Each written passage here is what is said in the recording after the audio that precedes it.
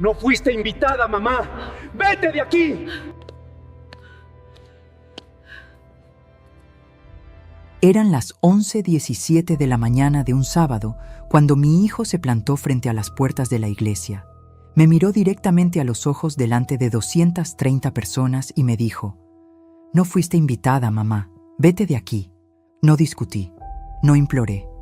Me quedé un instante mirándole esa cara que yo había besado miles de veces, bajé la cabeza despacio y me fui. Lo que Rodrigo no supo entonces era que en menos de 4 horas su vida entera iba a cambiar, y la mía también, para siempre. Todavía recuerdo cada detalle de ese momento con una precisión que me asusta.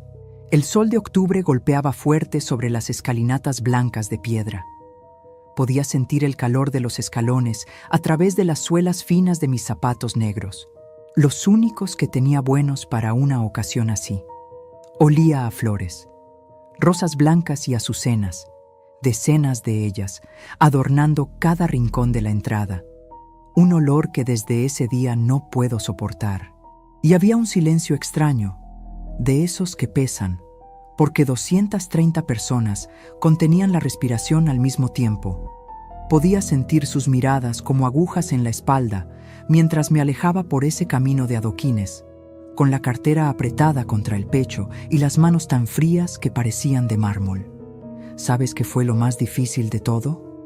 No fue el insulto, fue escuchar a mis espaldas cómo alguien soltaba una risita nerviosa y luego otra.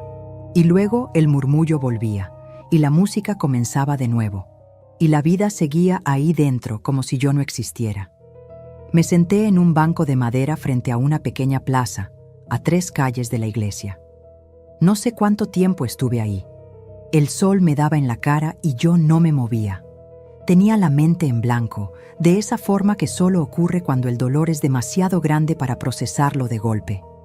Pero para entender cómo llegué a ese banco, necesito contarte algo.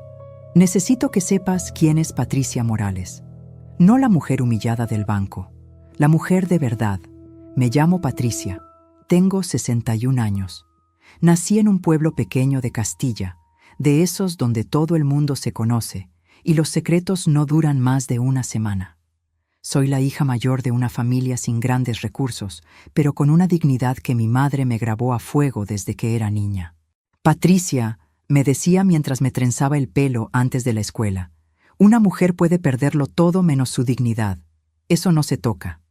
Me casé con Ernesto Varela con 23 años. Él tenía 26. Era un hombre serio, trabajador, de pocas palabras pero de hechos concretos. No era romántico como los de las películas, pero nunca nos faltó nada. Y sobre todo, nunca nos faltó el respeto mutuo. Tuvimos a Rodrigo 4 años después de casarnos.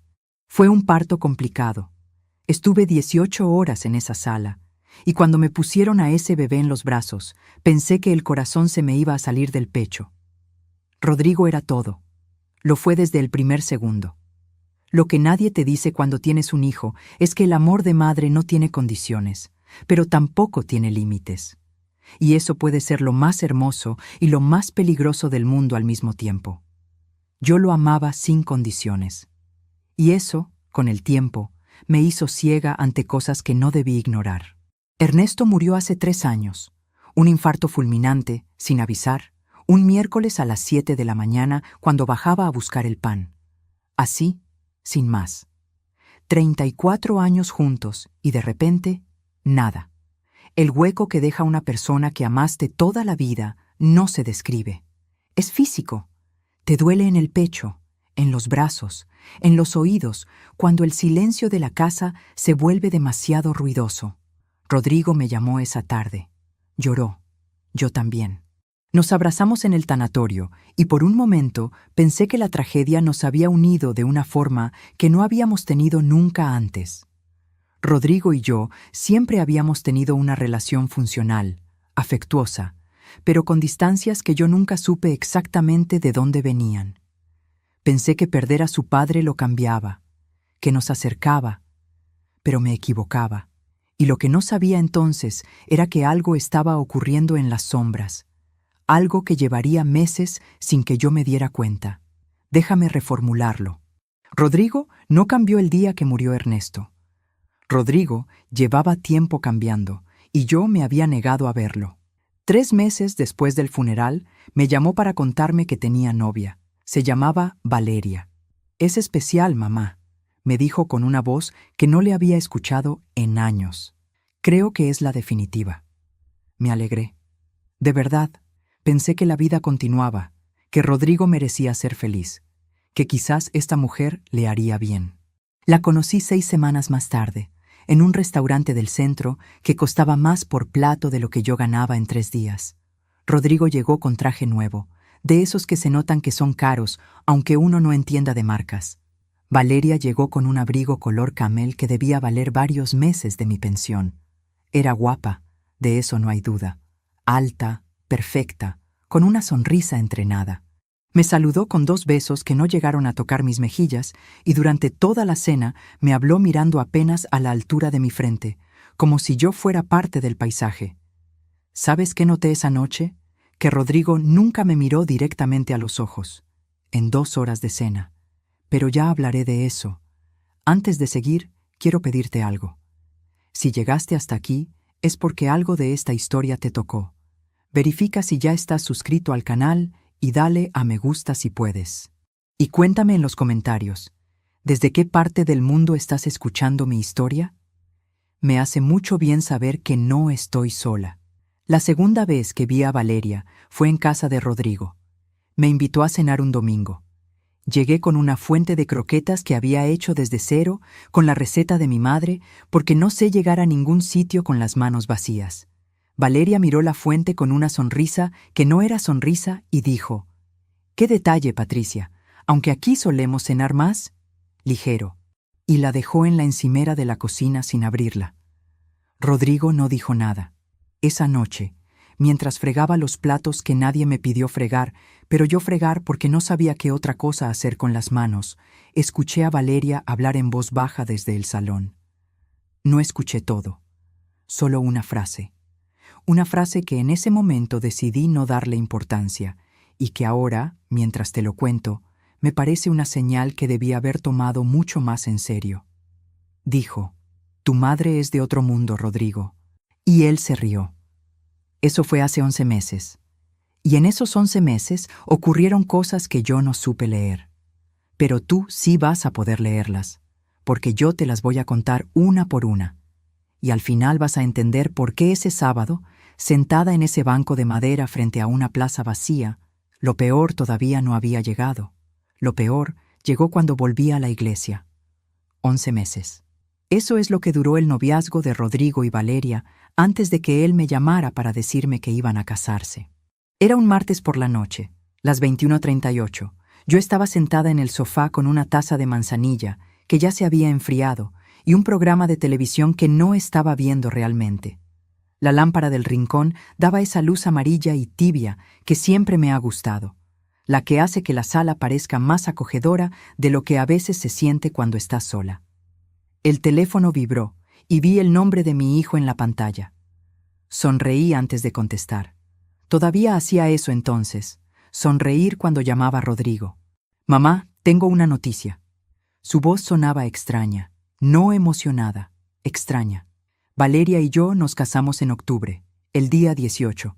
Me quedé un momento en silencio, no de sorpresa, sino de esa forma en que el corazón necesita un segundo para procesar algo que la mente ya está calculando. Pensé en lo rápido que habían ido las cosas, en que apenas había compartido 5 o 6 cenas con Valeria, en que no sabía casi nada de ella más allá de lo que Rodrigo contaba cuando le venía en gana. «Rodrigo, qué alegría», le dije, y lo decía de verdad. Un hijo que forma una familia es una alegría. Eso lo creía entonces y lo sigo creyendo ahora. ¿Cuándo me contáis los detalles? ¿Cuándo quedamos para...? «Ya te avisaremos», me cortó, y colgó. 3 palabras. «Ya te avisaremos». No una fecha para vernos, no una pregunta sobre cómo estaba, no un «te queremos ahí, mamá». Solo 3 palabras y el tono de llamada terminada. Me quedé mirando el teléfono apagado en la mano. La manzanilla seguía fría.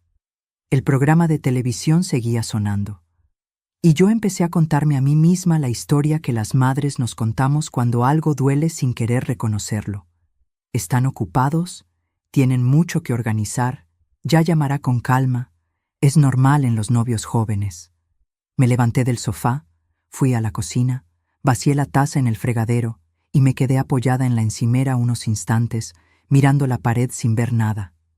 No lloré, todavía no era tiempo de llorar, pero ya hablaré de eso. Pasaron 3 semanas sin noticias, 21 días exactos. Yo no llamé. Lo decidí conscientemente. No quería ser la madre pesada, la que llama todos los días, la que agobia. Ernesto siempre me decía que yo tenía tendencia a anticiparme a las cosas, a preocuparme antes de tiempo. Espera, Patricia, me decía. No construyas problemas donde no los hay. Y yo esperé. Esperé lavando la ropa. Esperé haciendo la compra. Esperé viendo los martes pasar como si todos fueran el mismo martes en el que me había dado esa noticia. El día 22 me llegó un sobre por correo. Un sobre de papel grueso, color crema, con letras doradas en el exterior. Lo abrí en el rellano, con el abrigo todavía puesto, y dentro encontré una tarjeta de invitación para la boda de Rodrigo Varela Morales y Valeria Cristina Montoya. Era una tarjeta preciosa, no voy a negarlo. Cara, elaborada, con detalles en relieve. El tipo de invitación que se guarda como recuerdo, que acaba enmarcada en alguna pared. Y en la esquina inferior derecha, impreso junto al resto del texto, mi nombre, Patricia Morales. Acompañante, ninguno. Respiré hondo. Me dije que era normal, que yo no tenía pareja, que tenía sentido, que lo importante era que me habían invitado. Y ahí estuvo mi primer error, dejar que la lógica callara a la intuición. ¿Sabes lo que me pregunto ahora? Me pregunto cuántas veces en la vida tomamos la decisión de no ver algo porque verlo nos costaría demasiado. ¿Cuántas veces elegimos la versión cómoda de los hechos porque la versión real nos rompería algo por dentro? ¿Cuántas veces preferimos seguir durmiendo aunque ya sepamos, en algún lugar profundo, que algo no está bien? Yo lo hice durante meses. Meses enteros. Llamé a Rodrigo al día siguiente para agradecerle la invitación. Tardó en contestar.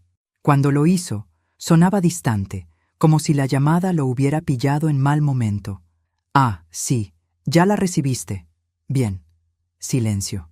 Mamá, ahora no puedo. Estamos con el tema del catering.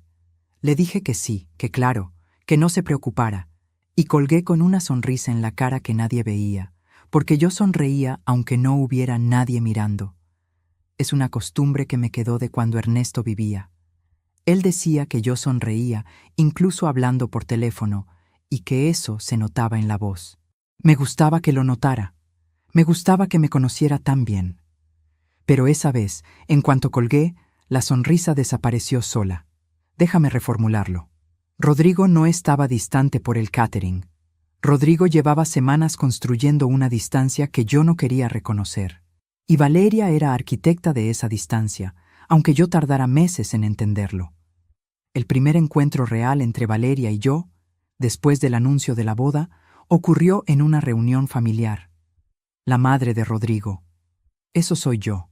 Lo digo porque Valeria ese día pareció olvidarlo. Llegué a las 2 de la tarde al restaurante donde habían reservado, con mi vestido azul marino, el que me había comprado para la comunión de la hija de mi vecina el año anterior. No era lujoso, pero estaba bien. Limpio, planchado, con cuidado. Me había arreglado el pelo y me había puesto los pendientes de perlas que Ernesto me regaló el día de nuestro aniversario de plata. Valeria llevaba un conjunto de 2 piezas color blanco roto que gritaba dinero desde 50 metros. Llevaba el pelo recogido con uno de esos peinados que parecen sencillos y cuestan una fortuna. Y cuando me vio llegar, me dio un abrazo que duró exactamente 1,5 segundos y luego me dijo, con esa sonrisa suya tan perfecta: Patricia, qué bien que pudiste venir. Como si mi presencia fuera opcional, como si yo fuera una invitada secundaria en la vida de mi propio hijo. Y Rodrigo, a su lado, sonrió, sin decir nada. Esa tarde, su futuro suegro habló durante 40 minutos sobre inversiones, sobre propiedades en la costa, sobre el negocio familiar de Valeria, que, Según explicó con orgullo, facturaba cifras que yo no sabía ni pronunciar bien. Me preguntaron dónde vivía. Les dije que en el piso de siempre, el que Ernesto y yo compramos de jóvenes. «¡Qué encanto!», dijo la madre de Valeria, con ese tono que no es admiración, sino condescendencia disfrazada. «¡Qué tradición!», y siguió hablando como si mi respuesta hubiera sido solo un paréntesis breve en su monólogo. Rodrigo no dijo nada. Solo faltan 9 meses para ese sábado de octubre. Y algo en esa comida empezó a podrirse, aunque yo entonces no supiera nombrarlo. A veces confiamos demasiado en quienes no lo merecen. ¿A ti también te ha decepcionado a alguien a quien amabas con todo? Escríbelo en los comentarios. Quiero leerte. Quiero saber que no soy la única que ha pasado por esto. Los meses que siguieron fueron una sucesión de pequeñas exclusiones que yo fui coleccionando sin saberlo. No me consultaron el menú de la boda. No me preguntaron sobre la lista de invitados. No me dijeron dónde iba a hacer la ceremonia hasta 6 semanas antes. No me preguntaron qué canción quería escuchar cuando entrara al salón, ni si había alguien especial de mi familia a quien incluir. Cada vez que yo preguntaba algo, la respuesta llegaba tarde, corta o no llegaba. Cada vez que sugería ayudar en algo, Valeria respondía con frases amables que en realidad eran puertas cerradas. «Ya está todo controlado, Patricia. No te preocupes, nosotros nos encargamos. Tú solo ven y disfruta. Solo ven y disfruta». Como si yo fuera una invitada cualquiera, como si no fuera la madre del novio. Y Rodrigo, que había crecido en una casa donde las bodas se preparaban entre toda la familia, donde mi madre hacía el arroz con leche 3 días antes y mi padre ensayaba el brindis en voz alta frente al espejo, Rodrigo no dijo nada. Y ahí estuvo mi tercer error. Yo todavía no sabía ponerle nombre, pero lo estaba viviendo. La frialdad, la indiferencia al daño. No hace falta gritar para hacer daño. A veces basta con seguir callado mientras alguien te hiere delante de tus narices. A veces el daño más profundo no llega con palabras afiladas ni con portazos, sino con el silencio cómplice de quien debería defenderte y elige mirar hacia otro lado. Un martes de agosto, faltando 10 semanas para la boda, me animé a llamar a Rodrigo para preguntarle si necesitaba algo de mi parte para el día. Si había algún protocolo que yo debiera conocer, si iba a haber un momento especial para la familia. Lo pregunté con cuidado, buscando las palabras justas para no parecer entrometida. Quería ser útil sin molestar, quería estar presente sin invadir. Quería que él supiera que lo amaba, aunque ya no supiera muy bien cómo demostrárselo sin que sonara a queja. Hubo un silencio largo. Y luego Rodrigo dijo algo que debió haberme detenido en seco. Algo que debía haber tomado como la señal definitiva.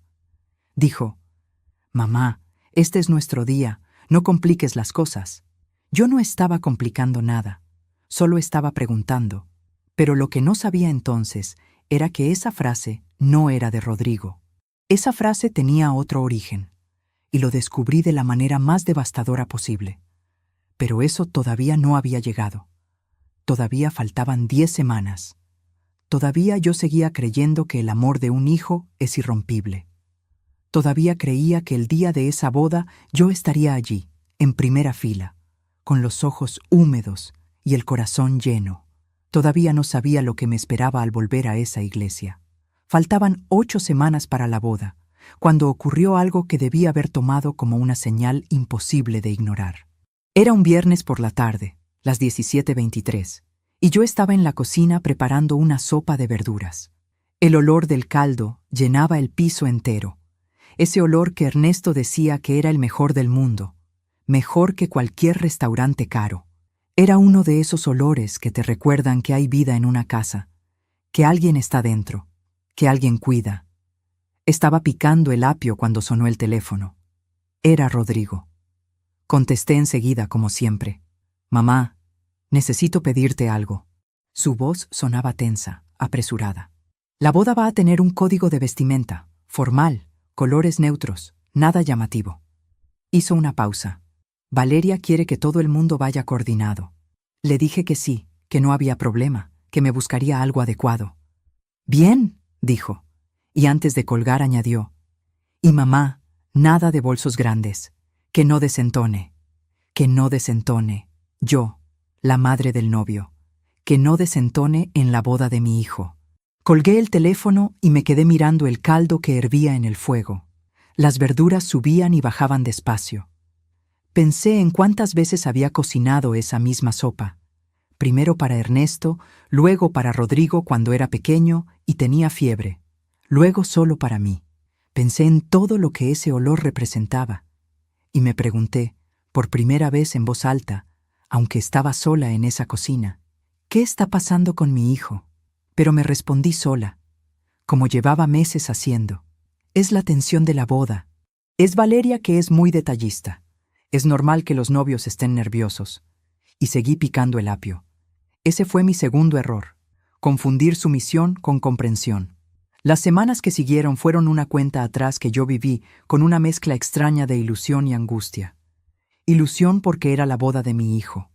Angustia porque cada pequeña interacción dejaba un pozo amargo que yo me apresuraba a lavar antes de que se asentara. Compré un vestido gris perla en una tienda del centro.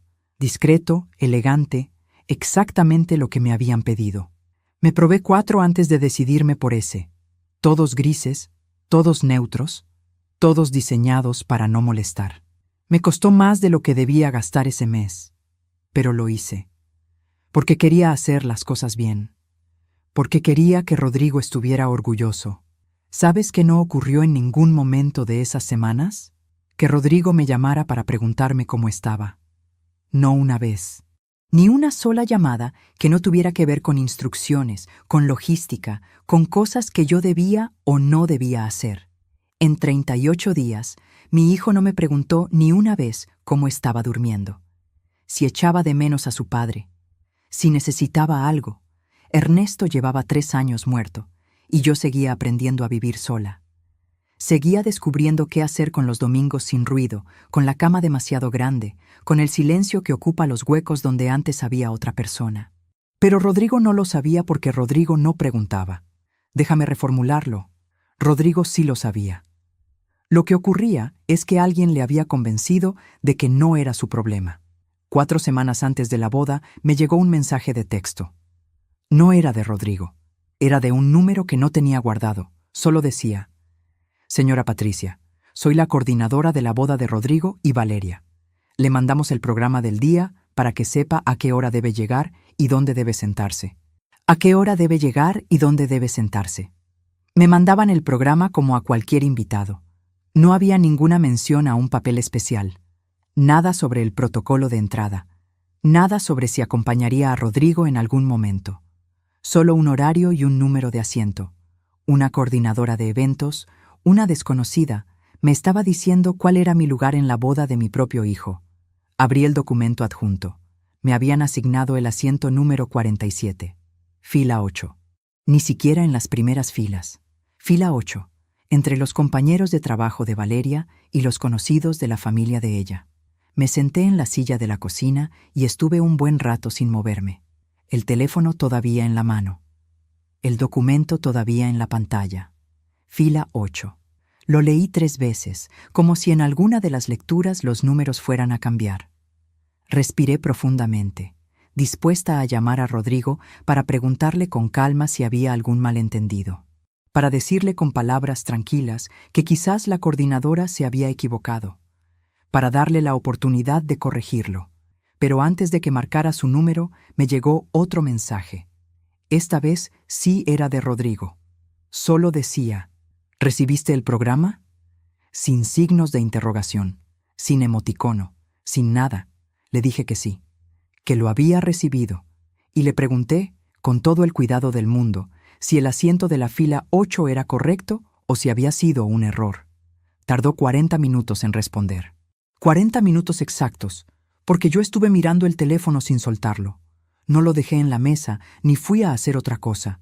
Me quedé sentada en esa silla, con el teléfono en la mano, contando los minutos como si al llegar a 40 todo fuera a tener una explicación razonable. Y cuando por fin contestó, el mensaje tenía 4 palabras. Es lo que hay. Es lo que hay. 4 palabras. De mi hijo. Para decirme que en su boda yo valía una fila 8, y aún así no me rendí. ¿Sabes por qué? porque soy madre, y las madres aguantamos cosas que no debemos aguantar porque el amor nos hace creer que al otro lado siempre hay una explicación. Siempre hay un «es que está pasando algo» que justifica lo injustificable. Porque rendirnos significaría admitir que la persona a la que hemos dedicado la vida ha decidido tratarnos como a un extraño. Solo faltaban 28 días, y yo seguía sin ver lo que tenía delante. La semana siguiente intenté acercarme a Rodrigo de una manera diferente. No por teléfono, en persona. Le propuse que comiéramos juntos, solos, como hacíamos antes de que Valeria apareciera en su vida. Esos almuerzos de los domingos donde él me contaba sus cosas y yo le contaba las mías y pedíamos siempre el mismo postre, aunque luego dijéramos que era demasiado. Me dijo que no tenía tiempo, que estaban con los preparativos, que quizás después de la boda. Le dije que claro, que sin problema, que ya buscaríamos un momento. Y cuando colgué, caminé hasta el dormitorio. Me senté en el borde de la cama de Ernesto, en su lado, el que yo no había tocado en 3 años, y me permití un momento de debilidad que nadie vio. Solo un momento. Las manos en la cara y la respiración cortada. Pensé en lo que Ernesto habría dicho si hubiera estado allí. Pensé en si esto estaba pasando porque me faltaba él, porque sin su presencia yo había dejado de pesar lo suficiente en la vida de Rodrigo. Solo eso. Y luego me levanté, me limpié los ojos y fui a hacer la colada. En público, entera, en privado, rota.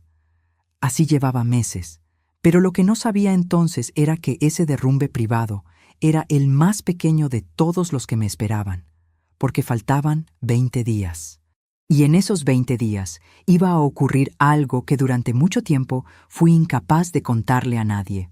13 días antes de la boda, un miércoles a las 10:15 de la mañana, recibí una llamada de un número desconocido.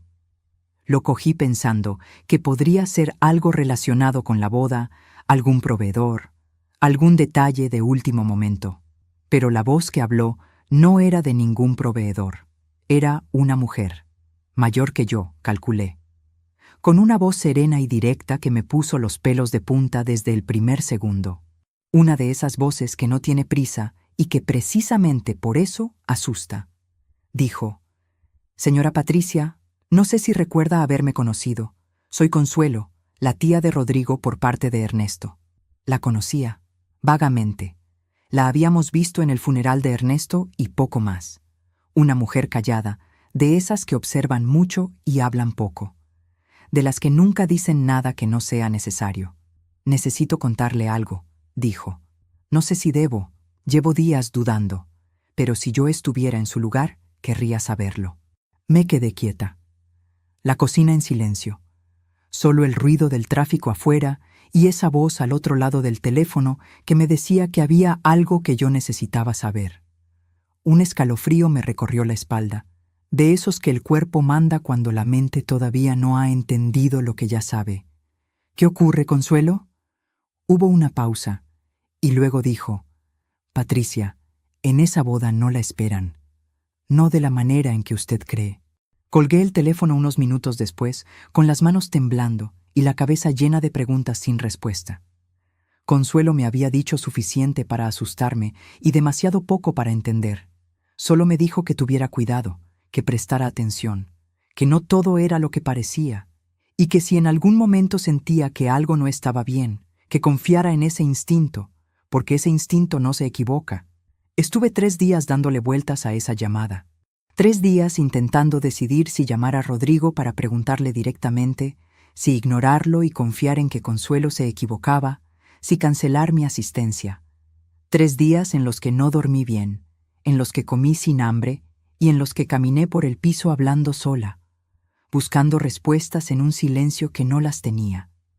3 días que ahora, mirando atrás, reconozco como los 3 días más importantes que tuve para cambiar lo que vino después. Y los desperdicié convenciéndome de que una madre no puede perderse la boda de su hijo. Solo faltaban 10 días, y yo ya no dormía bien. Me despertaba a las 3, a las 4 de la mañana, con una sensación en el pecho que no sabía nombrar, pero que ahora reconozco perfectamente. Era mi instinto, diciéndome que algo estaba muy mal. Y yo seguí sin escucharlo. No sé cuánto tiempo estuve en ese banco. El tiempo dejó de tener sentido en algún momento del que no me di cuenta. Pero cuando el órgano de la iglesia dejó de sonar, algo me hizo levantarme. No lo decidí con la cabeza. Simplemente ocurrió. Los pies empezaron a caminar solos de vuelta por el camino de adoquines, como si el cuerpo supiera que todavía había algo pendiente. Fue entonces cuando lo vi. En el suelo, junto al último escalón de las escalinatas, casi oculto por uno de los arreglos de rosas blancas que adornaban la entrada. El teléfono de Rodrigo. Debía haberse caído durante el momento en que nos enfrentamos, sin que ninguno de los dos lo notáramos en medio de todo. Lo recogí sin pensar. Lo sostuve en la palma de la mano, y la pantalla seguía encendida. El teléfono de Rodrigo pesaba en mis manos como si fuera de piedra. El nombre de Ernesto seguía ahí, en letras pequeñas sobre fondo blanco, como si el mundo hubiera decidido burlarse de mí de la manera más cruel posible.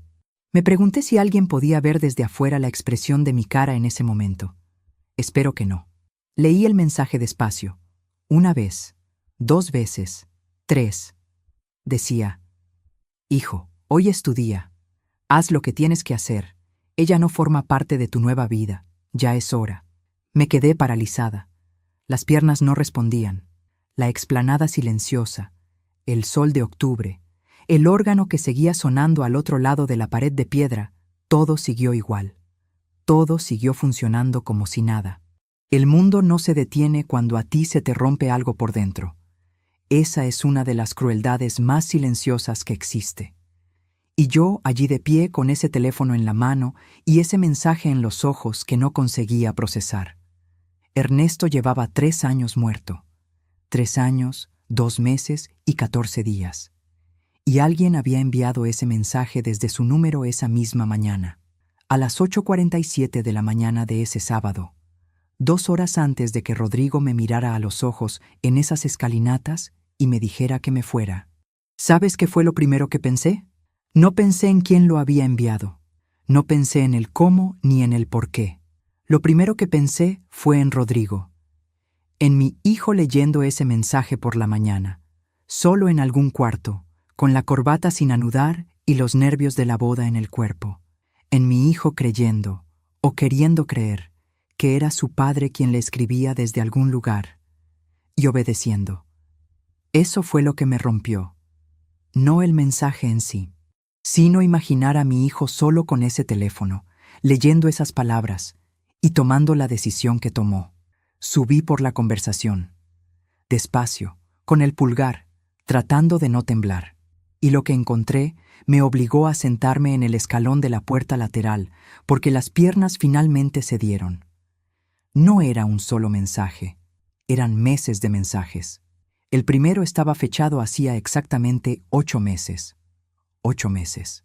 2 semanas después de que Rodrigo me llamara para anunciarme la boda con esa voz extraña, sin emoción, sin calidez. El mensaje decía: Rodrigo, tu madre es una mujer del pasado. Valeria es tu futuro. No dejes que nadie enturbie lo que estás construyendo.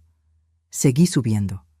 Los mensajes llegaban cada 10 días, cada 2 semanas, siempre firmados como Ernesto, siempre en el mismo tono, sereno, paternal, convincente, el tono exacto que Ernesto usaba cuando quería que Rodrigo hiciera algo.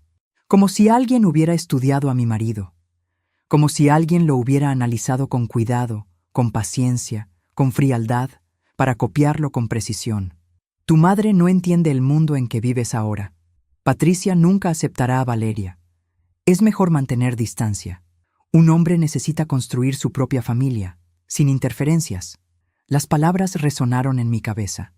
Rebotaron en los muros de piedra de esa explanada.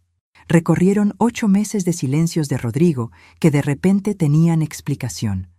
Atravesaron cada cena fría, cada llamada cortada, cada «ya te avisaremos» y cada «es lo que hay», hasta llegar a ese escalón donde yo estaba sentada con los pies en los adoquines y el corazón en algún lugar que no sabía situar. Alguien había pasado 8 meses hablándole a mi hijo en nombre de su padre muerto, construyendo un muro entre nosotros ladrillo a ladrillo, mensaje a mensaje, semana a semana. Y Rodrigo había creído cada palabra. Déjame reformularlo.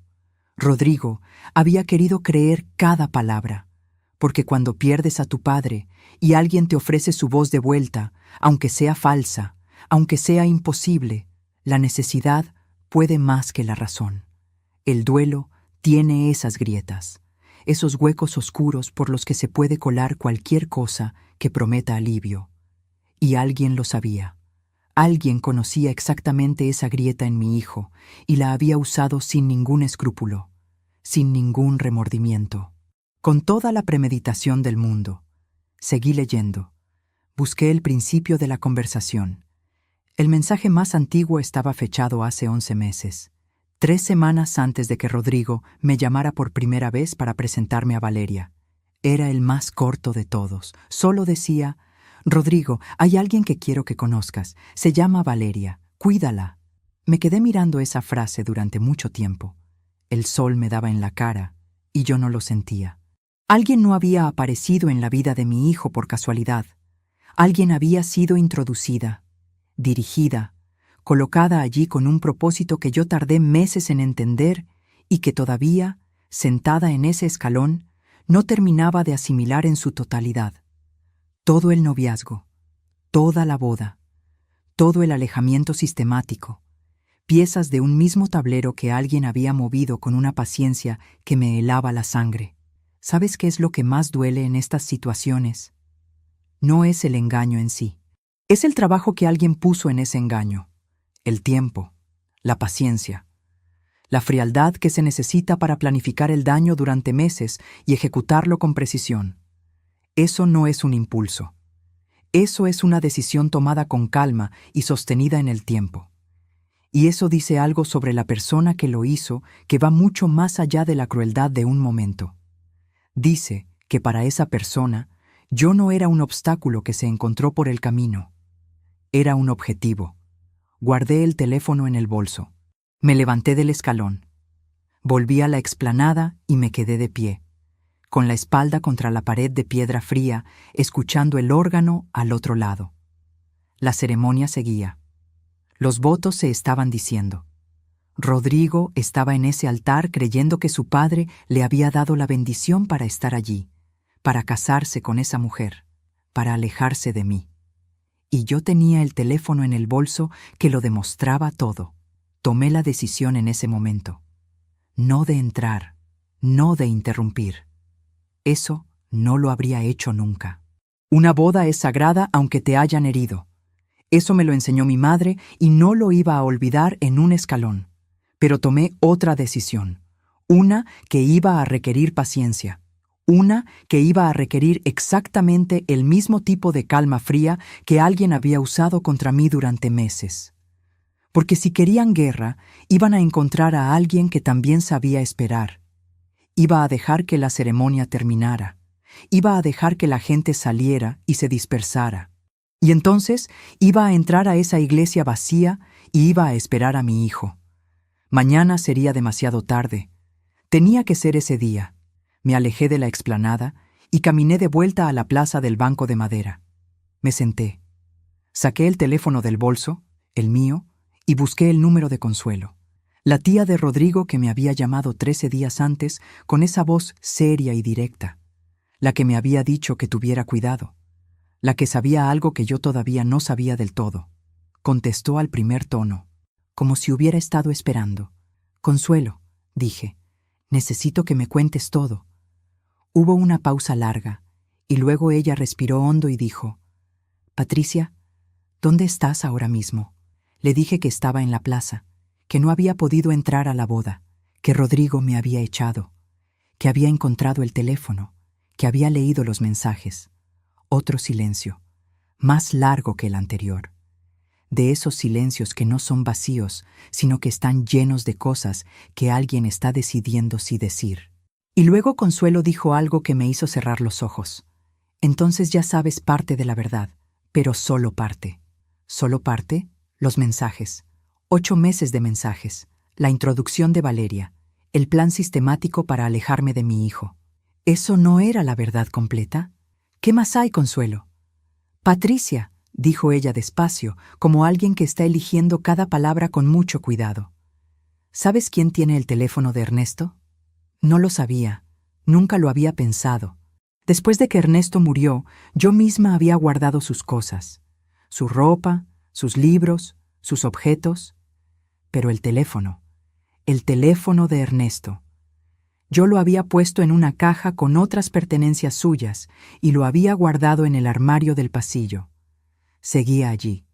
Estaba segura de que seguía allí. El teléfono está en casa, Consuelo. En el armario. Pausa. ¿Estás segura? Me quedé helada en el banco. El sol de octubre de repente no calentaba nada. La paloma que paseaba antes por los adoquines había desaparecido. La plaza estaba vacía y silenciosa, y yo sentía el frío de la piedra del banco a través del vestido gris perla. Ese vestido que había comprado para no desentonar. Ese vestido que había elegido para que no hubiera problemas. Menuda ironía. Vuelve a casa cuando puedas, dijo Consuelo. Y mira en ese armario antes de hablar con Rodrigo. Necesitas saberlo todo antes de enfrentarte a él. Colgué. Me levanté del banco. Caminé deprisa hacia la parada del autobús. Ya no pensaba en la boda, en el órgano, en los 230 invitados, en el vestido de diseñador. Solo pensaba en ese armario del pasillo, en esa caja, en ese teléfono que yo creía guardado desde hacía 3 años, en las manos que lo habrían tocado, en los pies que habrían entrado a mi casa sin que yo lo supiera. Tardé 20 minutos en llegar a casa. Abrí la puerta, dejé el bolso en la entrada sin ni siquiera quitarme los zapatos y fui directa al armario del pasillo. Abrí la caja de cartón marrón donde guardaba las cosas de Ernesto, la bufanda que usaba en invierno, el reloj que no servía pero que había sido de su padre, las fotos que no había sabido dónde colgar después de que se fue, y en el fondo de la caja, envuelto en un paño de tela, el teléfono negro de Ernesto. Lo saqué despacio, lo sostuve en la palma de la mano. Noté que el paño no estaba doblado como yo lo recordaba. Estaba doblado de otra manera. Un detalle pequeño. El tipo de detalle que solo nota alguien que guardó ese objeto con sus propias manos y recuerda exactamente cómo lo hizo. Y entonces vi algo que hizo que todo el aire saliera de mis pulmones de golpe. La luz de la pantalla estaba encendida. El teléfono de mi marido muerto llevaba 3 años en esa caja, y la pantalla estaba encendida, lo que significaba que alguien lo había cogido. Alguien había entrado en mi casa, había abierto esa caja, había cogido ese teléfono y lo había devuelto. Y ese alguien tenía una llave. Solo había 2 personas en el mundo con llave de mi casa además de yo. Una era Rodrigo. La otra era la mujer que esa tarde se estaba casando con él. Me senté en el suelo del pasillo. No en una silla, no en el sofá. En el suelo, con la espalda contra la pared y el teléfono de Ernesto en las manos y los zapatos negros todavía puestos. Así, en el suelo, como cuando era pequeña y el mundo se hacía demasiado grande y mi madre me encontraba sentada en algún rincón esperando a que todo volviera a tener sentido. El teléfono tenía batería. No mucha, un 20%, pero suficiente. Alguien lo había cargado. Alguien lo había cogido de esa caja, lo había cargado, lo había usado durante meses para escribirle a mi hijo en nombre de su padre, y luego lo había devuelto envuelto en el mismo paño de tela, en el mismo orden, en el mismo lugar, con una precisión que daba escalofríos. Lo encendí. Pedía código de desbloqueo. 4 dígitos. Yo sabía ese código. Ernesto usaba siempre el mismo para todo, el año en que nos casamos. Lo introduje y la pantalla se abrió. Lo primero que vi fue la aplicación de mensajes, el mismo hilo que había leído en el teléfono de Rodrigo, pero desde el otro lado. Los mismos mensajes, las mismas fechas, la misma voz construida con cuidado para sonar como Ernesto.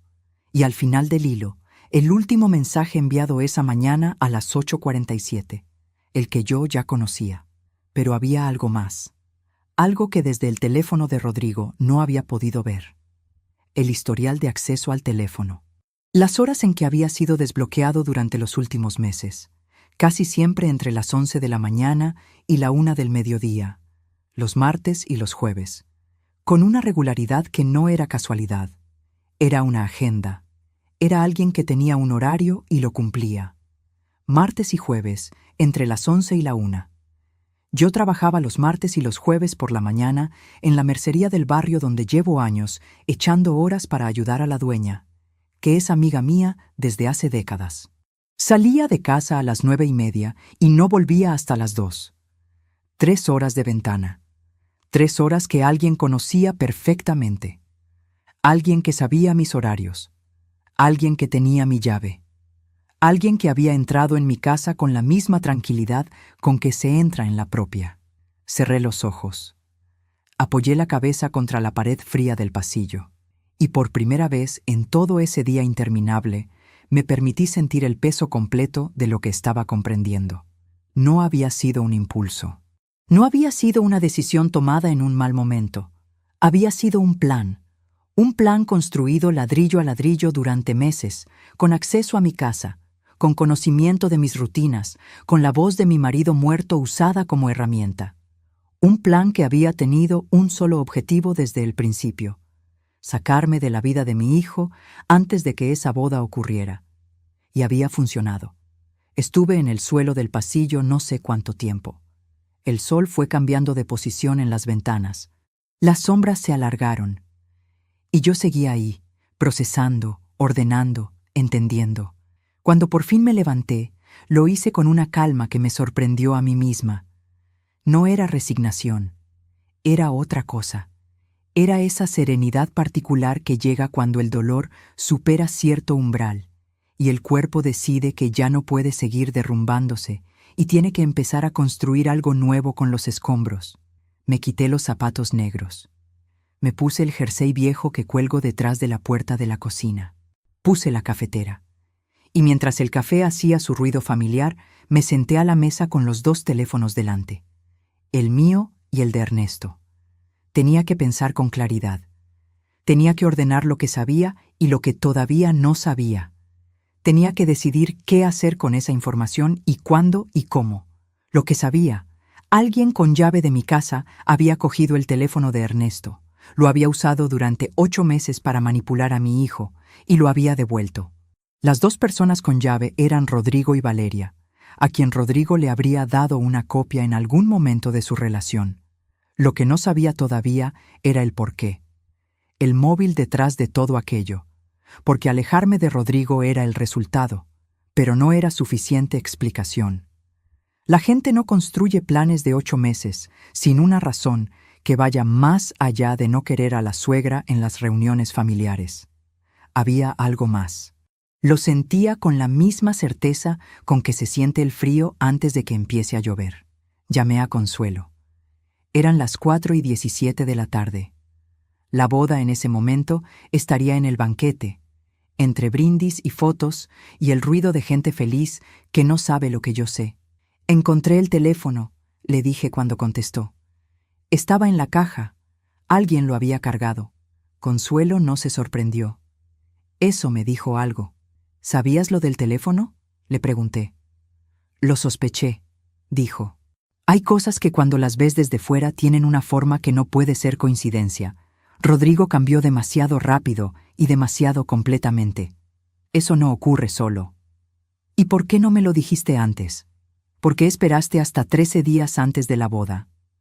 Hubo un silencio de los que tienen peso, porque no tenía pruebas, dijo finalmente. Y porque tenía miedo de equivocarme. Tenía miedo de causarte un daño innecesario si me equivocaba. Pausa. ¿Y tú tienes pruebas ahora? Tengo el teléfono en la mano. Otro silencio. Y luego Consuelo dijo algo que hasta ese momento yo no había considerado. Patricia, el teléfono solo te dice que alguien lo usó, no te dice quién. Tenía razón. Las 2 personas con llave eran Rodrigo y Valeria. Rodrigo podría haber cogido el teléfono de su padre movido por el dolor, por la necesidad, por algo que yo podía entender, aunque me destrozara. Valeria era la otra opción. Y eran opciones completamente distintas en sus consecuencias. Hay algo más que debes saber, dijo Consuelo. algo que descubrí hace 3 semanas y que también me ha costado mucho decidir si contarte. Me levanté de la silla. Me apoyé en la encimera de la cocina. El café se había enfriado sin que lo tocara. «Cuéntame». «El piso de Ernesto», dijo Consuelo. «El piso donde vivís tú ahora. ¿Sabes en nombre de quién está escriturado?» No entendí la pregunta al principio. «En el mío y en el de Ernesto. Lo compramos juntos hace 30 años. Cuando él murió pasó a mi nombre, supongo. No revisé los papeles, la verdad». «¿No los revisaste?» «Consuelo, yo estaba de luto. No estaba para papeles». Silencio.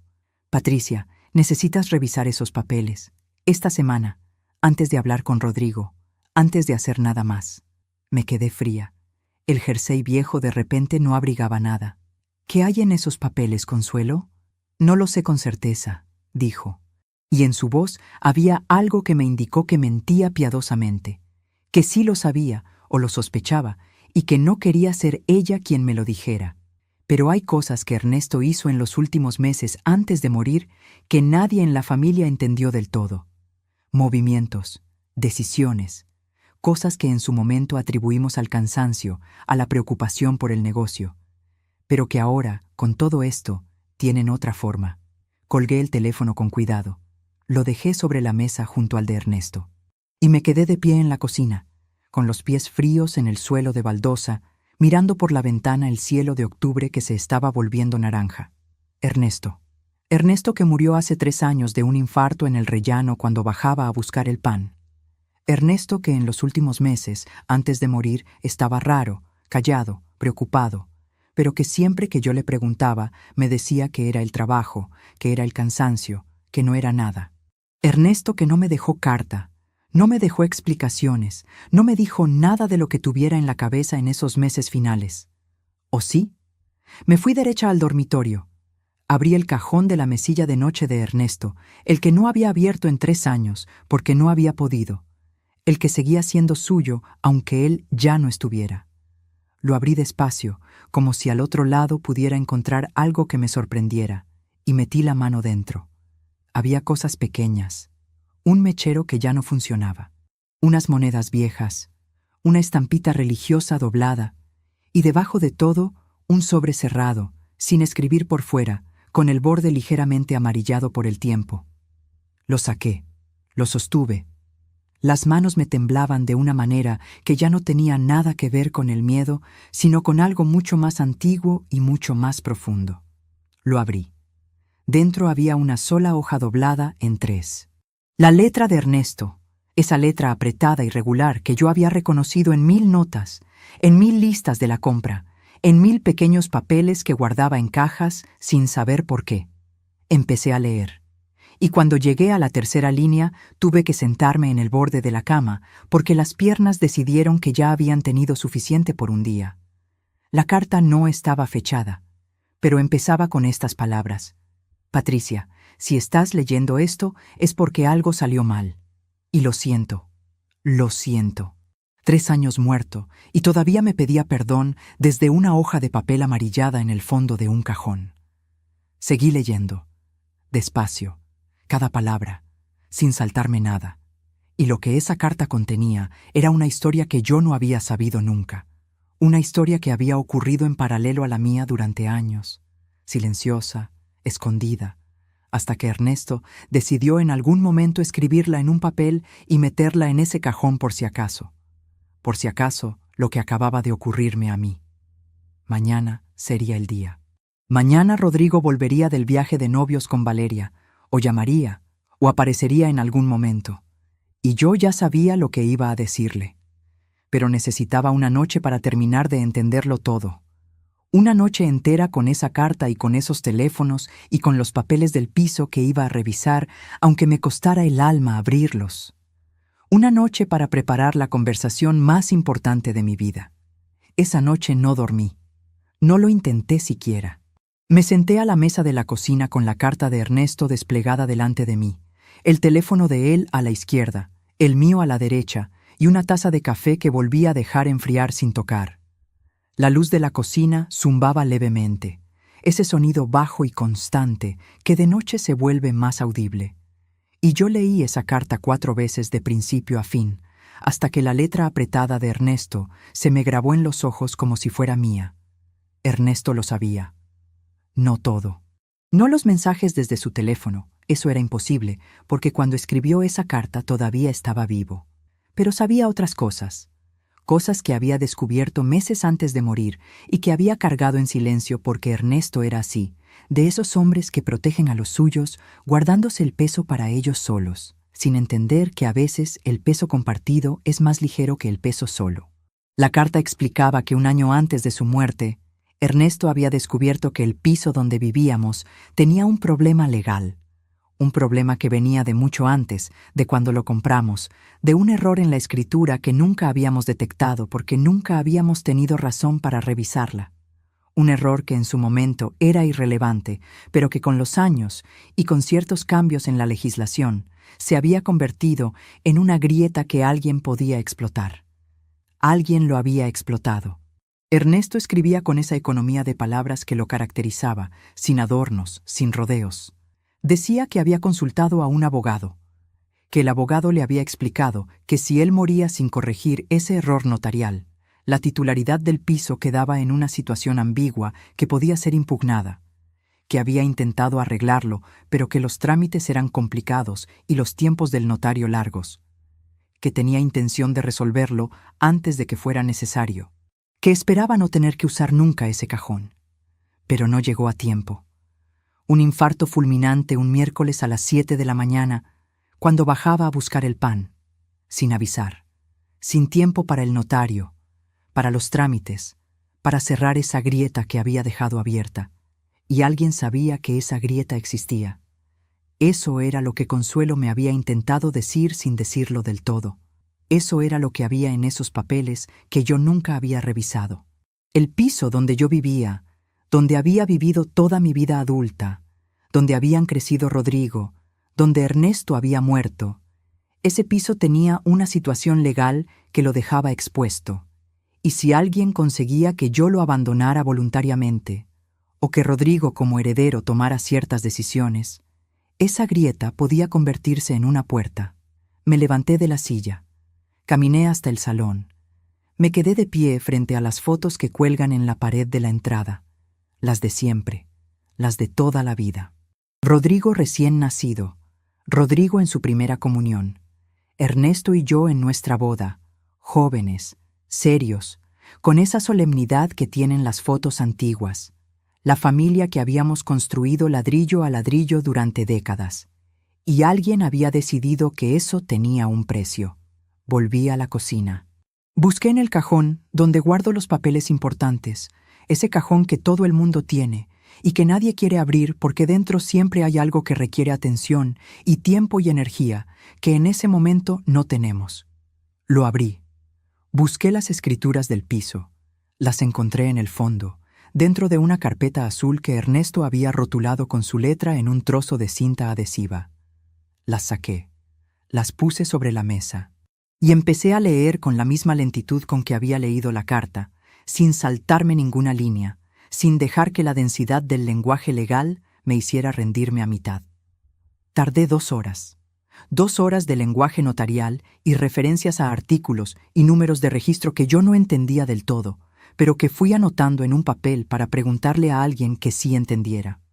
Y al final de esas 2 horas encontré lo que Ernesto había encontrado antes que yo. El error, la grieta. Una referencia cruzada incorrecta en la escritura original que dejaba un vacío en la cadena de titularidad que, en manos de un abogado hábil, podía convertirse en una reclamación.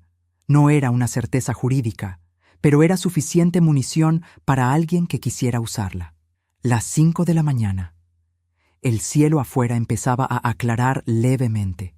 Yo seguía en la cocina con la carta de Ernesto, las escrituras, los 2 teléfonos y un papel lleno de anotaciones. Tenía el cuadro completo. No todos los detalles, no todas las respuestas, pero sí suficiente para entender la forma general de lo que había ocurrido. Y entonces sonó el teléfono. Las 5:17 de la mañana del domingo. Lo miré sin cogerlo un instante. Era Rodrigo. Cogía el tercer tono. «Mamá». Su voz sonaba distinta. No la voz plana de los últimos meses, algo diferente.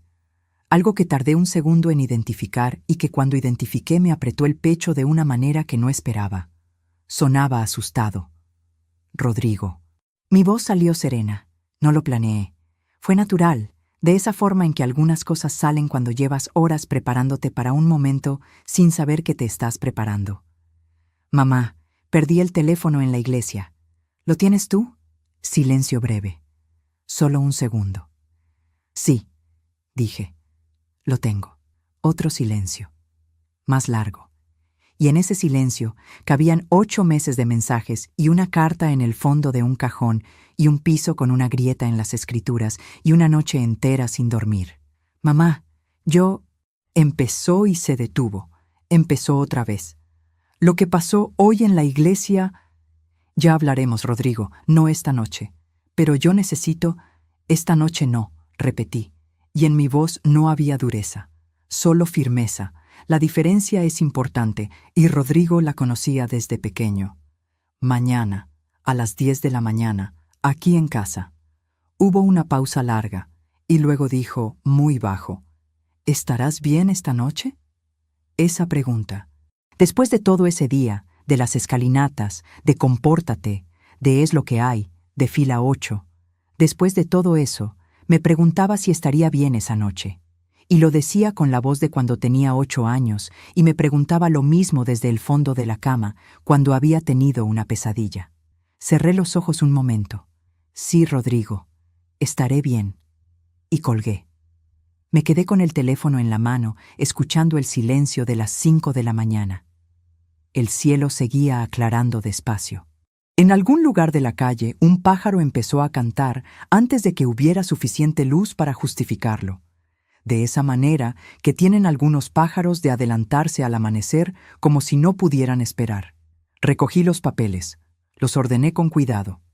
La carta de Ernesto la doblé y la guardé en el sobre, pero esta vez en mi cajón, no en el suyo. Los 2 teléfonos los puse juntos en la repisa de la cocina. Las escrituras las dejé encima de la mesa, marcadas con el papel de mis anotaciones.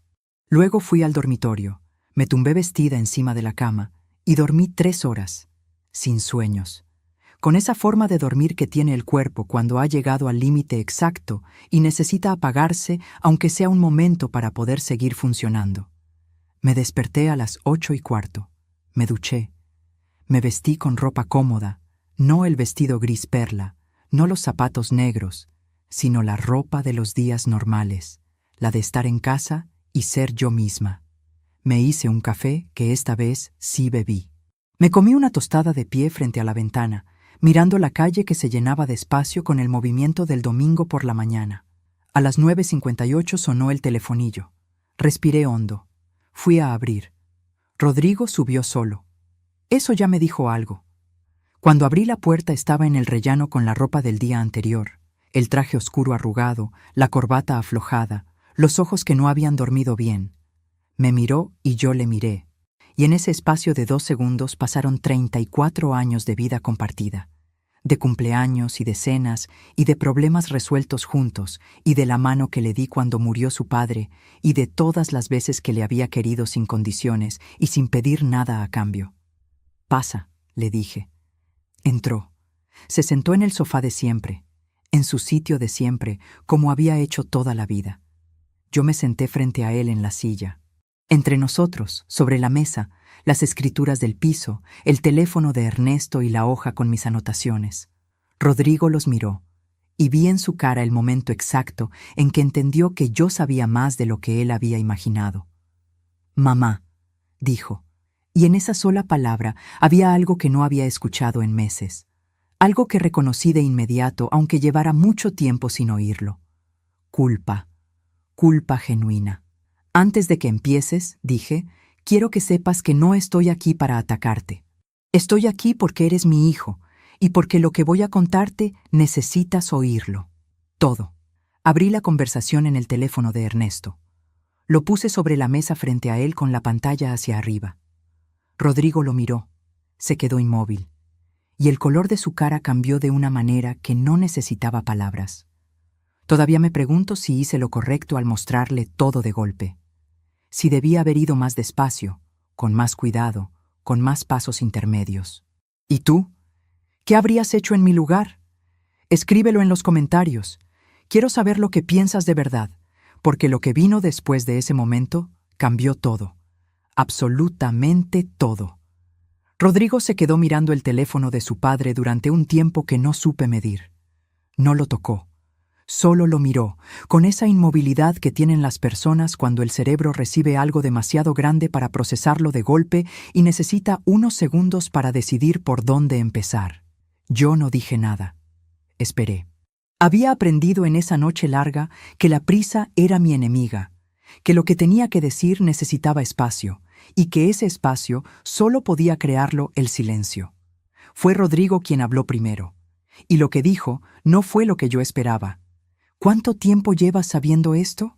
Desde ayer por la tarde, dije, desde que encontré el teléfono en la explanada de la iglesia después de que te fueras. Rodrigo apretó los labios, apartó la vista del teléfono y la fijó en la mesa. Sus manos, encima de las rodillas, se cerraron despacio en 2 puños que luego volvieron a abrirse. Mamá, yo no sabía que... Espera. Lo dije con suavidad pero con claridad. Quiero que primero me respondas una sola pregunta. Una sola, Rodrigo. Y necesito que sea la verdad. Me miró. ¿Creíste que esos mensajes eran de tu padre? El silencio que siguió fue el más pesado de toda esa mañana. Rodrigo abrió la boca, la cerró. Volvió a mirar el teléfono sobre la mesa. Y entonces ocurrió algo que no había visto en años, algo que no esperaba ver ese domingo por la mañana en mi salón. Los ojos de mi hijo se llenaron de lágrimas. No lloró de golpe. No fue un derrumbe dramático. Fueron 2 lágrimas que bajaron despacio, en silencio, por esa cara que yo conocía mejor que la mía propia. Y en esas 2 lágrimas vi todo lo que necesitaba ver. Sí, dijo, muy bajo, casi sin voz. Creí que eran de él. Me quedé quieta. Respiré hondo por dentro sin que se notara. ¿Cuándo empezaste a recibirlos? 2 semanas después de anunciarle la boda a Valeria. Se limpió la cara con el dorso de la mano. El primero llegó un lunes por la noche. Yo estaba solo en casa. Lo vi y me quedé... Mamá, la pantalla decía el nombre de papá, su número, su foto. Yo sabía que era imposible, pero lo leí y era su forma de hablar. Era como él pensaba. Era... Se detuvo. Apretó los dientes. Necesitaba creer que era él. Y ahí estaba. La grieta que alguien había encontrado en mi hijo y había explotado con una frialdad que todavía me helaba la sangre. Rodrigo había perdido a su padre de golpe, sin despedida, sin última conversación. Y alguien le había ofrecido exactamente eso. La voz de vuelta, el consejo de vuelta, la aprobación de vuelta, aunque fuera mentira, especialmente porque era mentira, porque la mentira era maleable y la verdad no lo es.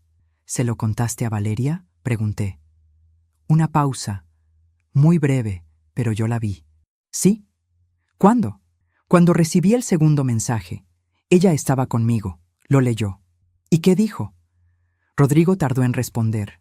Se levantó del sofá, caminó hasta la ventana y se quedó de espaldas a mí, mirando la calle.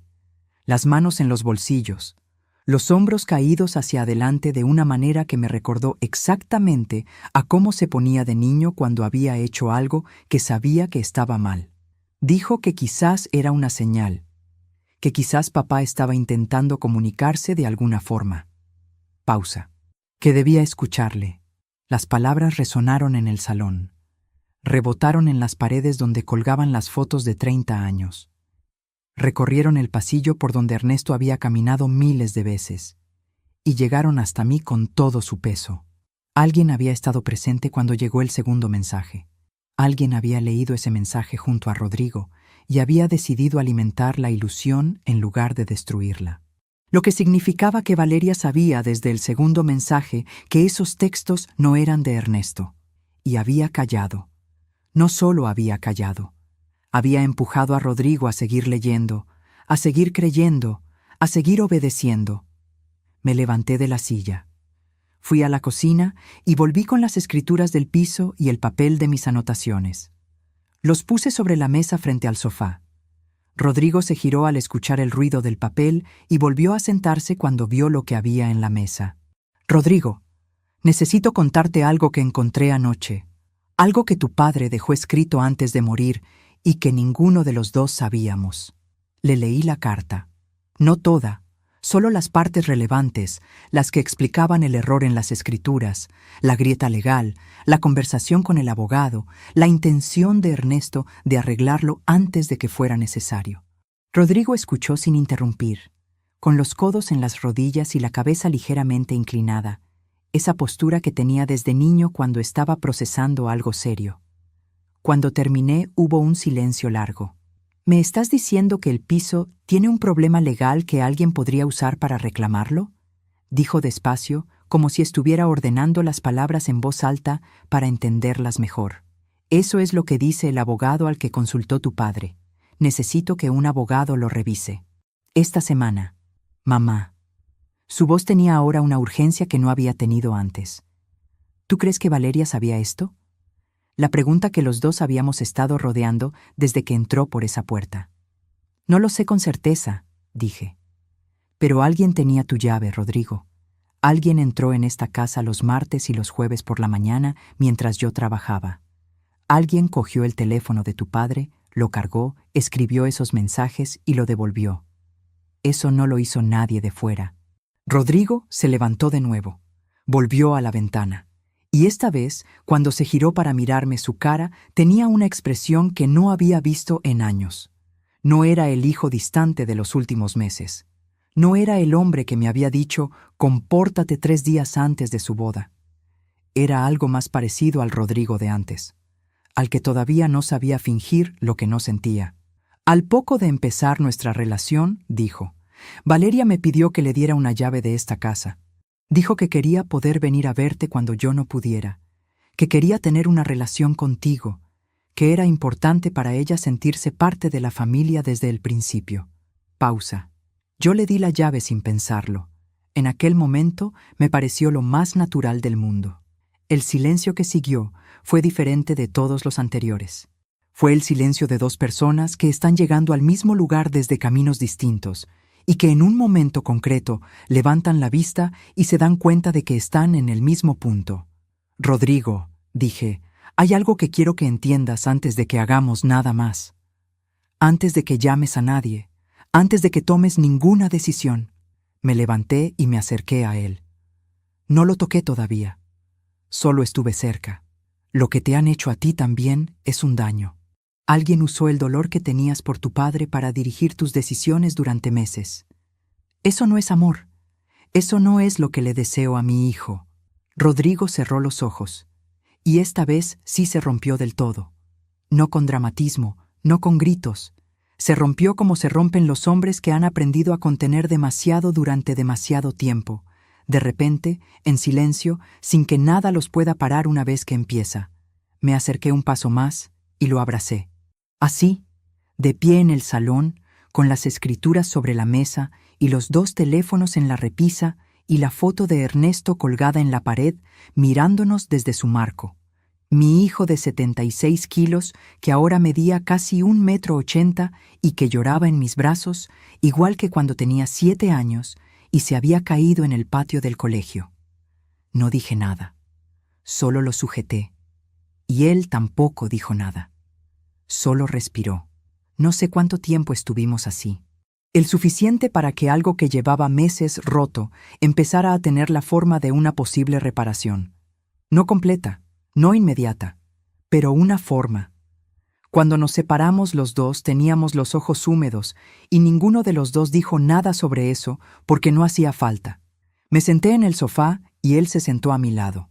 No en su sitio de siempre al otro extremo, sino cerca, como cuando era pequeño y quería estar cerca sin pedirlo con palabras. ¿Qué hacemos ahora?, preguntó. Primero, un abogado, dije. Esta semana sin falta, revisamos las escrituras y entendemos exactamente en qué situación está el piso. Pausa. Segundo, Rodrigo, necesitas hablar con Valeria. No yo, tú.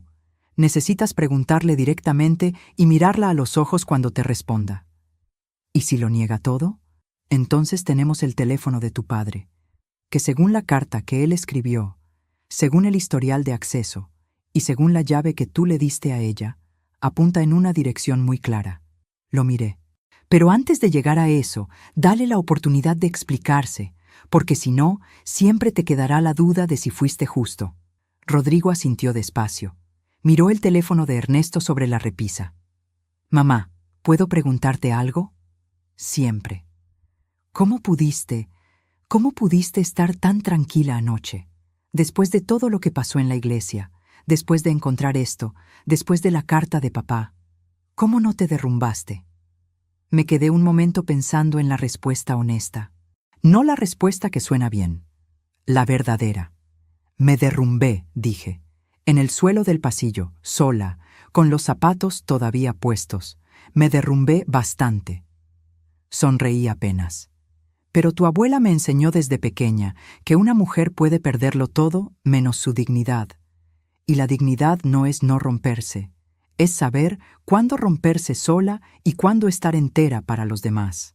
Rodrigo me miró un momento, y luego dijo algo que no había dicho en meses. Algo tan simple que por eso mismo pesó más que todo lo que había venido antes. Lo siento, mamá. 3 palabras.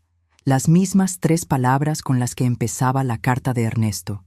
Y en los 2 casos, dichas con la misma voz de quien ha tardado demasiado en decirlas, pero que cuando por fin las dice, lo hace de verdad. Lo sé, dije. Se fue a las 12:30. Antes de salir por la puerta, se detuvo en el rellano y me miró con esa expresión que todavía tenía algo de niño. De ese niño que fue y que a veces asoma, aunque los años y las equivocaciones lo hayan cubierto de capas. ¿Puedo llamarte esta tarde?, preguntó. Siempre has podido, dije. Cerré la puerta. Me quedé un momento en el pasillo en silencio, con la espalda contra la puerta, escuchando sus pasos bajar las escaleras. Y entonces fui a la cocina, puse la cafetera y me preparé el primer café del día que bebí completo, caliente, de pie frente a la ventana, mirando la calle del domingo que seguía su vida ajena a todo lo que acababa de ocurrir dentro de esas paredes. Lo que vino después no fue sencillo ni rápido. Nunca lo es cuando la realidad que creías tener resulta ser diferente de la que era. Rodrigo habló con Valeria esa misma tarde. No me contó los detalles de esa conversación y no se los pedí, porque hay cosas entre un marido y una mujer que son de ellos solos aunque a ti te afecten. Solo me dijo que había sido muy dura y que había terminado de la manera que termina algo cuando las preguntas no tienen respuestas creíbles. El abogado confirmó lo que Ernesto había escrito. La grieta era real, aunque manejable con los trámites correctos. Tardamos 2 meses en regularizarlo todo, en poner las escrituras en orden, en cerrar esa puerta que alguien había dejado entreabierta. Fue costoso en tiempo y en dinero, que yo no tenía fácilmente, pero lo hicimos. Y cuando por fin el notario firmó los papeles en orden y me los entregó en una carpeta nueva, me fui derecha al cementerio. Me senté frente a la lápida de Ernesto, con esa carpeta en el regazo, y le dije en voz baja, sin importarme si alguien me escuchaba o no, que ya estaba resuelto, que podía estar tranquilo, que lo había leído, que lo entendía, que no estaba enfadada con él por no haber podido terminar lo que había empezado, que le quería. Nunca se lo había dicho en el cementerio hasta ese día. Siempre me había parecido raro hablar sola frente a una lápida, pero ese día no me pareció raro en absoluto. Han pasado 14 meses desde aquel sábado de octubre. 14 meses que en algunos momentos se han sentido como 14 años y en otros como 14 días, de esa manera extraña en que el tiempo se estira y se encoge según el peso de lo que estás viviendo. Rodrigo y Valeria se separaron 2 meses después de la boda. No voy a entrar en los detalles porque no me corresponden a mí. Solo diré que la conversación que tuvieron esa tarde fue el principio de un proceso largo y doloroso que mi hijo atravesó con una valentía que yo no esperaba verle y que me llenó de un orgullo que no supe cómo decirle en su momento. Quizás porque el orgullo de madre es de esos sentimientos que se sienten muy grandes por dentro y salen muy pequeños por fuera cuando intentas ponerles palabras. Lo que sí puedo decir es que Rodrigo y yo Hemos tenido conversaciones este último año que no habíamos tenido nunca. Conversaciones de verdad, de las largas, de las que empiezan hablando de una cosa y terminan hablando de todo. Conversaciones donde él me ha contado cosas que guardaba desde hace años y yo le he contado cosas que guardaba desde hace más. Hemos hablado de Ernesto de una manera que ninguno de los dos había podido hacer hasta ahora. Del duelo que cada uno cargó, solo sin decírselo al otro.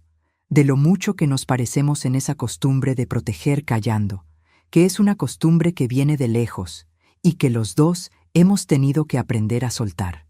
No hemos vuelto a ser exactamente lo que éramos antes. No creo que eso sea posible ni que deba serlo. Lo que éramos antes tenía grietas que no veíamos.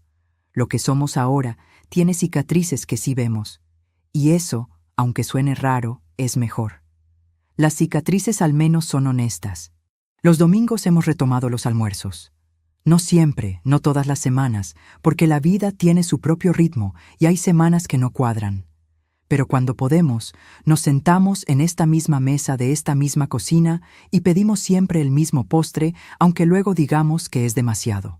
Y a veces, en medio de la comida, hay un silencio de esos que en otro tiempo me habrían puesto nerviosa y que ahora simplemente dejo estar, porque he aprendido que no todos los silencios entre dos personas que se quieren tienen que llenarse con palabras. Consuelo ha venido a comer a casa 3 veces desde aquel octubre.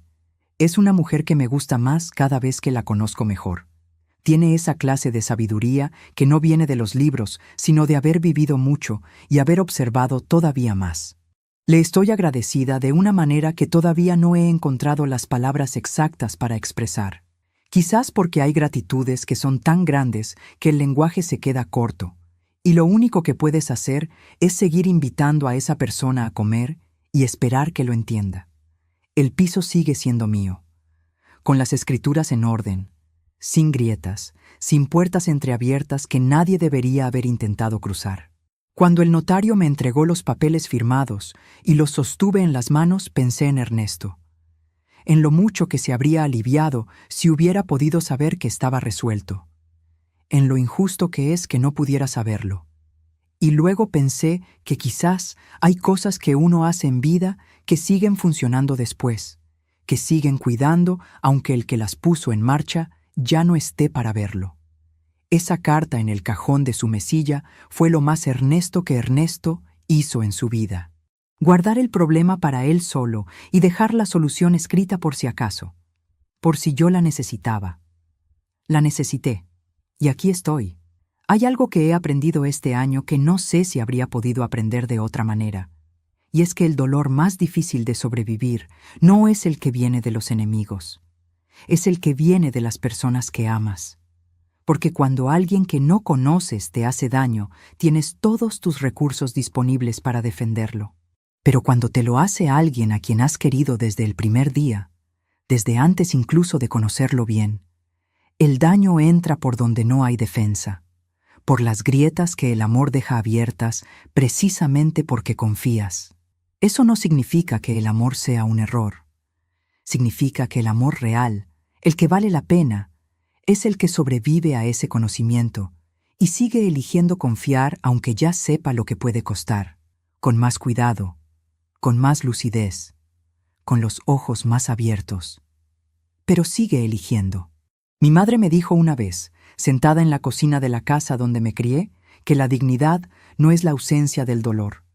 Es lo que haces con él cuando nadie te está mirando. Yo pensé durante muchos años que eso significaba aguantar en silencio, tragar, no mostrar la herida. Y en parte lo es. Pero ahora entiendo que la segunda mitad de esa frase, la que mi madre quizás no supo explicarme o yo no supe escuchar, es que la dignidad también es saber cuándo parar de aguantar. Cuando el silencio deja de ser fortaleza y empieza a ser complicidad con el daño. Ese sábado, en las escalinatas de esa iglesia, cuando Rodrigo me dijo que no había sido invitada y que me fuera, yo bajé la cabeza y me fui. En ese momento lo hice porque era lo único que podía hacer, porque había 230 personas mirando y porque soy la hija de mi madre, Y mi madre me enseñó que una escena pública no le da dignidad a nadie. Pero esa misma tarde volví a la iglesia, recogí el teléfono del suelo y regresé a casa. Abrí la caja del armario, leí la carta, revisé las escrituras, llamé a Consuelo. Pasé la noche entera sentada a la mesa de la cocina, poniendo en orden lo que otros habían intentado desordenar. Y a las 10 de la mañana del domingo abrí la puerta de mi casa, hice pasar a mi hijo y le conté la verdad. Eso también es dignidad. Quizás es la parte más difícil. Las palabras resonaron en las escalinatas de piedra aquel sábado. Resonaron durante semanas en mi cabeza, en esas horas de la madrugada donde el silencio amplifica todo. Resonaron cuando revisaba papeles que no quería revisar y cuando leía mensajes que no quería leer y cuando lloraba en el suelo del pasillo con los zapatos todavía puestos, pero ya no resuenan. O si resuenan, lo hacen de una manera diferente, más baja, más lejana, como el eco de algo que ocurrió y que dejó huella, pero que ya no tiene el poder de derribarte. Rodrigo me llamó el martes por la tarde, hace 3 días. Era una llamada corta, práctica, para cuadrar el almuerzo del domingo. Antes de colgar dijo: «Oye, mamá», pausa breve, «gracias por haber abierto la puerta ese domingo. Le dije que siempre habría abierto esa puerta, que para eso son las puertas de las madres». Colgamos. Me quedé con el teléfono en la mano un momento, en la cocina, con la tarde entrando por la ventana de esa manera lenta y dorada que tiene la luz cuando el día empieza a recogerse. Y sentí algo que no sé nombrar con exactitud, pero que reconocí enseguida porque lo había sentido antes, hace mucho tiempo, en los momentos buenos de una vida que ha tenido muchos más momentos buenos que malos, aunque a veces el ruido de los malos tape todo lo demás. Sentí que estaba bien, no perfectamente. No sin heridas, ni preguntas sin responder, ni cosas que todavía cuestan, sino bien de esa manera real y concreta que no necesita que todo esté resuelto para existir. Bien porque el domingo viene el almuerzo. Bien porque las escrituras están en orden. Bien porque la carta de Ernesto está en mi cajón y no en el suyo. Bien porque Consuelo viene a comer el mes que viene. Bien porque soy la hija de mi madre y mi madre me enseñó que una mujer puede perderlo todo menos su dignidad. Y yo no la perdí. Ni en las escalinatas, ni en el banco de madera, ni en el suelo del pasillo, ni en ninguna de las noches largas que vinieron después. Eso es lo único que quiero que te lleves de todo esto, si es que algo te has llevado. No la historia en sí, no los detalles, no los nombres. Solo esto, que el dolor que viene de donde más quieres no tiene por qué ser el final de nada. Puede ser, si lo dejas, el principio de algo que antes no podías ver porque la costumbre y el miedo tapaban la vista, y que la dignidad no es no caerse. Es levantarse cada vez con los pies un poco más seguros que la vez anterior. Yo me caí en un escalón de piedra frente a una explanada vacía un sábado de octubre, y me levanté, con los zapatos negros, el vestido gris perla, el bolso pequeño, y todo lo que 34 años de vida me habían dado para poder seguir caminando. Aquí estoy.